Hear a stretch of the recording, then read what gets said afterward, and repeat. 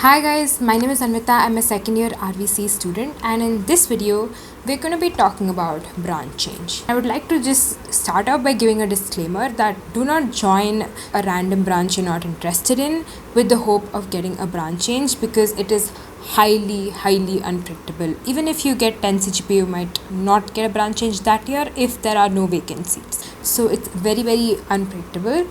With that being said, I'll also talk about the technicalities of branch change and the procedure of how it happens, as well as how to maximize your chances of getting a branch change, all of that in this video. So firstly, I'd like to say that it's actually quite difficult to score 10 on 10 CGPA in every subject, because not everything is in our hands. So there is something called as an experiential learning component, which is like you have to make a project for every course, and this actually equates to 40% of your internal marks, and this is completely in the hands of teachers. So you cannot predict how many marks they give the experiential learning component. So this part is very unpredictable, and the tests as well. Tests are mostly predictable. You can, if you study well, you can actually score good. But what I'm trying to say is it's not a very sure thing that you will get 10 on 10 CGPA in some subject, even if you put in all of your efforts, because it's simply not predictable.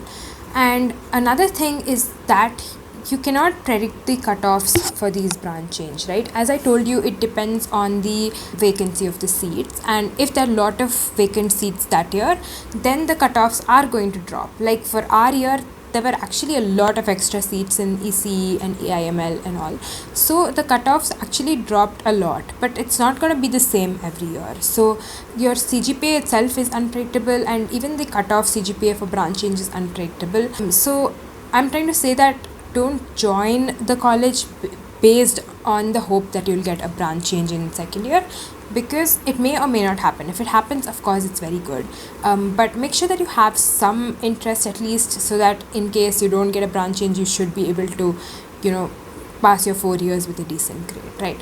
Okay, now coming to the procedure of a branch change. So the application, they'll send it after the second sem, and you'll have to pay some 500-600 rupees to apply.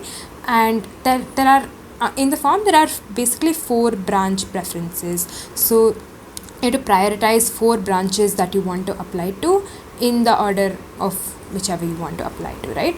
And after that, they're going to give you one particular date where the branch change counseling is going to happen. So on this date, there'll be a merit list that's prepared in the decreasing order of the CGPAs of everyone who has applied from all branches, and they'll call you to the room one by one, and based on the availability of seats of whichever branch preference you've given, the branch will be allotted to you.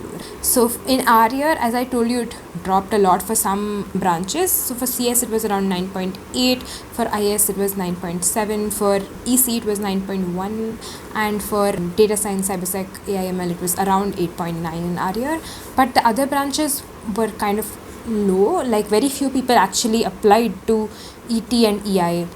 ET is electronics and telecommunication, and EI is electronics and instrumentation. So people with even like 7 CGPA actually got these branches, and people with 8 CGPA had like a lot of choices with biotech and mechanical, all of them. So it really varies heavily on the availability of seats in that particular year, and this will not be the same in every year. So it really varies a lot. Now coming to how you should fill your choices. So try to fill your choices smartly. So if you have, let's say, 8 CGPA and you're in chemical branch, then don't only fill CS, IS and leave it. If you're interested in electronics, do fill like electronics and telecommunication, ECE, all of those. For example, I have a friend from civil who got a branch change to AI in second year, and his choices were AI, ECE, biotech and mechanical. So he has like maximized his choices such that he is going to get a branch change, and his CGPA was also good, around 9 point something. So he got a branch change to AI, right? So while entering choices as well, do it smartly, and do apply for branch change. Like even if you think you're not going to get it, you can apply. For example, I thought that I wouldn't get a branch change. I had a CGPA of 9.2, but in my year, all the cutoffs dropped and I got one to AI and ML. So I was in electronics and telecommunication before. So do apply for branch change if you think you have a good enough CGPA. And let me just conclude this video. So if you're joining a college, right? If you've not yet joined a college, then don't join, like, say RV with the hope of getting a branch change, because it's very unpredictable, like I told you. Secondly, if you're in first year and your CGPA is decent, then do fill the form and apply for a branch change, because you never know, luck might be on your side like it was on mine. So with that said, make sure to subscribe to my channel for more RVC related content and like this video, and thank you so much for watching. Bye.